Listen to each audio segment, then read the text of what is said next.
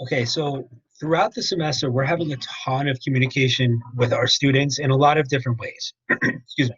So one of the things that we really want to make sure we're keeping track of is which students we are monitoring and notifying who may be at risk or in danger of failing or not doing as well in our courses. We want to make sure we're re-engaging them and keeping track of our retention within our classes. So this can all be done through the retention center.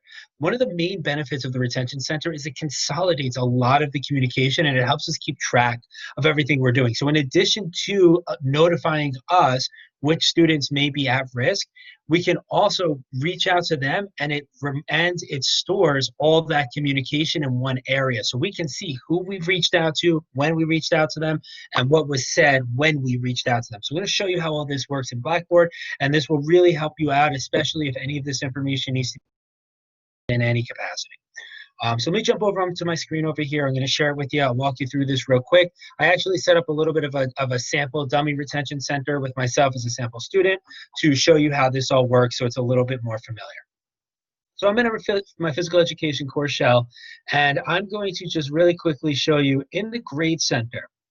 Okay, if you're just using the grade center, it's not as really intuitive because look, I've accessed this course on the 16th and maybe we haven't had a lot of assignments, but you look here, I created a sample assignment and I got a 0 on it. I also have no attendance.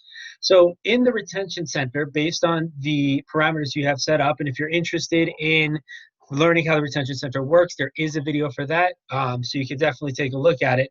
But here's the retention center right here. And I've already made the parameters there preset.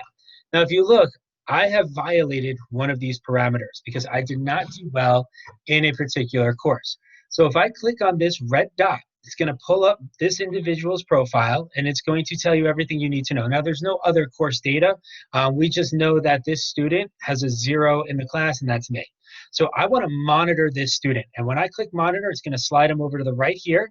And now I can monitor this student. And I also want to notify this student that they're not doing well. So you click notify, click students. Look, your grades have triggered an alert. Please contact your instructor for details. I want a copy of this. I'm going to click submit. That's it. Now that email is going to go to this student. Now what's really cool is if you look here on the right where I'm monitoring the student, if I click on the student's name, it's going to pull up their profile, currently at risk. But look, notification history. I sent an email to this student on September 16th at 1:20, and I've sent an email to this student on September 16th at 1:16 p.m. So now I know exactly when I sent emails out, and look, here's what the email said. Okay, so now all of this information is consolidated in the retention center, and you can get this for each individual student that you access or content that has a red flag by violating whatever parameters you set in the retention center. Remember, there is another video for that, so you can definitely go check it out. So if you have to track any of this information, you want to keep track of everything, the retention center consolidates all of this as long as you're following this particular pathway. So I hope this was helpful. If it was, like the video so I know, maybe subscribe to the channel, take a look at what else is available for you, and hopefully this helps you out. I'll see you guys in the next video.